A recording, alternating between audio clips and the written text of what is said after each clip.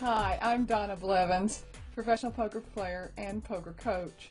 Originally, I was going to put together my own video about the basics of 7-card stud and Texas Hold'em. Then I came across the following short video produced by the Poker Room in Jacksonville, Florida. Now, that's one of my favorite card rooms, not just one of my favorite card rooms in Florida. So, to the Poker Room in Jacksonville, Florida, yay, guys and gals, you rock! There's a couple of places in the following video where I've dropped in some text to clarify a few things. One happens to do with tipping.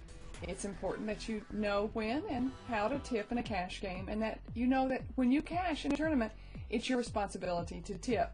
Remember, dealers deal, you play, and they're paid mostly by tips. So it's your responsibility to tip the dealer. The Poker Room. Poker has become a great American pastime.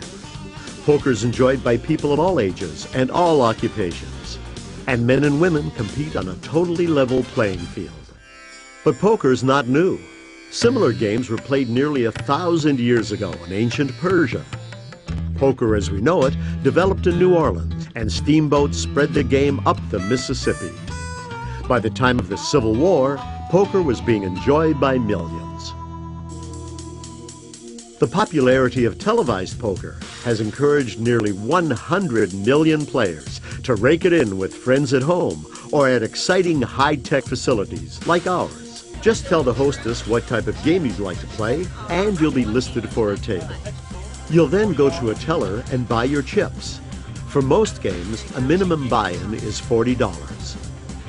Once your name is called, you'll be escorted to a table where your game is waiting. And you can bet that we play your favorite game. Games like 7-card stud. This is a game that many of us grew up with. Every player puts in an ante.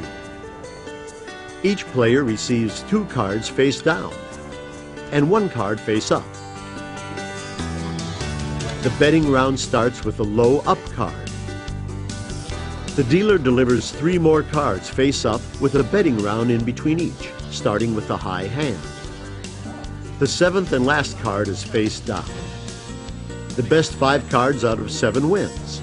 At the Poker Room, the cards speak for themselves. If you aren't sure if you have a winning hand, the dealer will help you figure it out. By the way, it's customary for the winning player to tip the dealer. Thank you very much.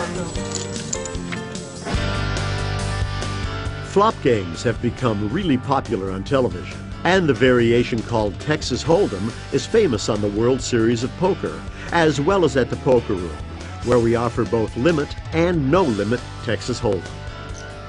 In our Texas Hold'em games, players receive 2 cards face down. There's a betting round. The dealer then turns over 3 community cards, sometimes called the flop, in the middle of the table, followed by another betting round. The dealer turns over another card. It's referred to as the turn. There's a bet and a final card, the river, with a bet. The players make their best 5-card hand using any combination of their own 2 cards and the 5 cards on the table. In our no-limit games, players are allowed to go all in. He's going all in. All in. And if it's tournament action you're looking for, we have it in spades. The tournaments are usually no-limit Texas Hold'em. And the players love the competition, the challenge, and the winning. The tournament schedule is always posted at the Poker Room, or you can call us to find out when the action's happening. Poker in itself is the great equalizer. Anybody can play this game. You can be old, young, male, female, you can be infirm, you can play this game. It's not an athletic sport, but an intellectual sport, and it's a level playing field. It's a wonderful game. All right.